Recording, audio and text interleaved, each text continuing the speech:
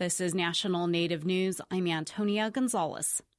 The new leader of the National Congress of American Indians talks about his plans for the organization, which advocates for tribes across the country. Rhonda Lavaldo has more. Kevin Allis was named Chief Executive Officer this month and assumed the position this week at NCAI's mid-year conference in Sparks, Nevada. Initially, I'm going to go back to Washington after meeting all these people here, sit down with my staff, review my staff, get an idea of what kind of people I have there, the talent level, what the organization looks like, and then reshape the organization a little bit, relying on the foundational principles of what our mission statement is and put that together in a way that advances NCAI from the platform that it's been built on over the last few decades up to another level. A change in leadership follows the resignation in February of Jacqueline Peda, who served as executive director for nearly 18 years.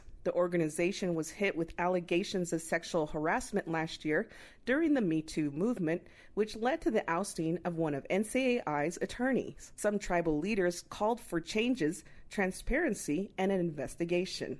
Alice says he's unaware of a report on the allegations, but says there will be transparency moving forward. We're really going to paint a picture for all the world to see how valuable NCIA is, what kind of assets we have, and what kind of things, accomplishments that we can achieve together in advancing tribal status, sovereignty, self-determination, continue the positive momentum on the respect of treaty rights, for instance, which is going through the Supreme Court. And we're going to continue to work on those things and make them positive. Selena Fair with the Lummi Nation Business Council is among attendees at the conference and says she looks forward to changes at NCAI. I'm hopeful for the future in that I think that it's just really time for the things that we don't discuss, whether it be sexual harassment, any other items, since we were speaking about Two-Spirit stuff, like just even visibility. There are things that we just don't speak about. And I think it's time for us to hold each other accountable as far as those things go. Alice is being introduced as the NCAI CEO during the General Assembly Tuesday. This is Rhonda Lavaldo for National Native News. Some Native leaders in British Columbia say they're ready to resume the fight against a pipeline expansion after the Canadian government again approved the project. Dan Karpinchuk reports. The Trans Mountain Pipeline expansion was put on hold last year by a federal court, which said more consultations were needed with Indigenous groups along the route, and a faulty environmental review had to be addressed. The cabinet of Prime Minister Trudeau approved it again, saying it's in the national interest and his government is best placed to walk the fine line between economic development and environmental responsibility. The decision also came after the government ordered a review of the impact on marine shipping and more consultations with Native groups.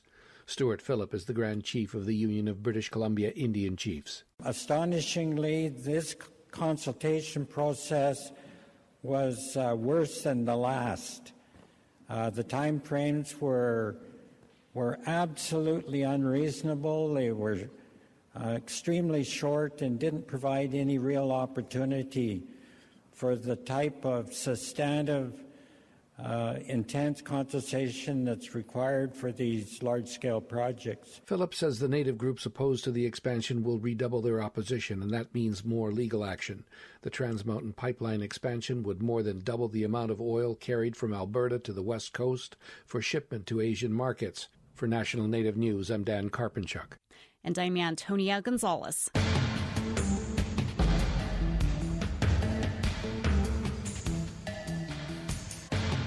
National Native News is produced by Koahnic Broadcast Corporation with funding by the Corporation for Public Broadcasting. Support by the law offices of Sonosky, Chambers, Saxe, Miller, and Monkman, a national tribal rights law firm with offices in Washington, D.C., New Mexico, California, and Alaska, and online at www.sonosky.com. My day one. My day one. My day one. My day one. My day one. My day one. My day one. Day one. Telling inspiring stories of alcohol recovery. Recovery works. Hope starts here. Go to recoveralaska.org to learn more.